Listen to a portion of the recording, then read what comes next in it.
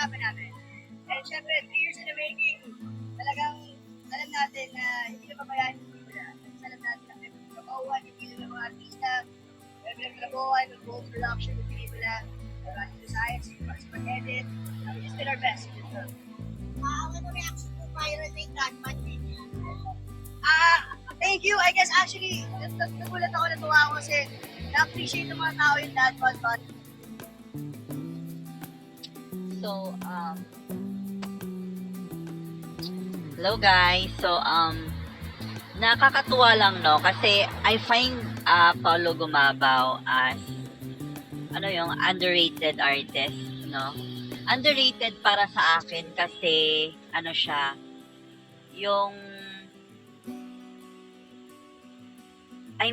hindi naman siya kumbaga yung beauty niya kasi medyo, for me lang medyo mabilis masapawan. Pero, masaya ako kasi ngayon, hindi siya nahihiya, no, na ipakita kung ano yung dad bod, no? Kasi alam naman natin, di ba, dapat pag artista, dapat di ba, dapat fully packed yung abs, ganon.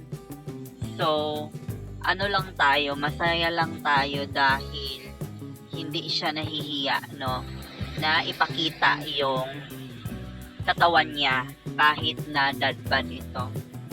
So, for sure, masaya din marami niyan, lalo na yung mga bakla, baklang kalye, baklang kanal, yan, na kahit na dad bod siya, di ba, sexy at masarap pa din naman talaga si Paulo Gumabaw, di ba? Anyway, let's continue.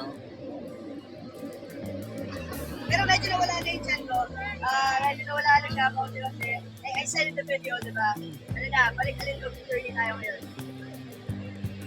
Pero nakakatuwa lang, no, na hindi siya nahihiya talaga na medyo lumaki nga yung chan niya, di ba? So, yun na nga, narinig nyo naman na sabi niya na balik alindog na daw. Siguro maybe na-stuck siya for a month or a week. Tapos siguro bumanat siya ng kain, kaya nagkaganon. But anyway, cute pa rin at gwapo naman siya kahit ano pa yung itsura niya or estado ng katawan niya, no? Okay naman, I lost 3 kilos already since the video. Yeah, okay. Salamat sa Lean Manila. First time. So yun na nga guys, no, sa ating update 2026. Yun na nga ang update, no, kay sino nga ba to, okay, Paulo Gumabaw. Okay, so yun nga ang update sa kanya, no. So ito yung unang vlog natin for 2026 sa ating YouTube channel. So sana sa aking mga followers and subscriber dyan, sa ating YouTube channel, meron natin 2,28,000 subscribers. So wag nyo pong palagpasin, no? Sana like, share, and subscribe dito sa ating YouTube channel, Jovel Rosales Vlog, at sa ating Facebook, Jovel Rosales, no? And don't forget also to follow. Meron na tayo sa Facebook, 40 or 41,000 followers sa Facebook. Again, this is I Care, I Share, I React. Bye!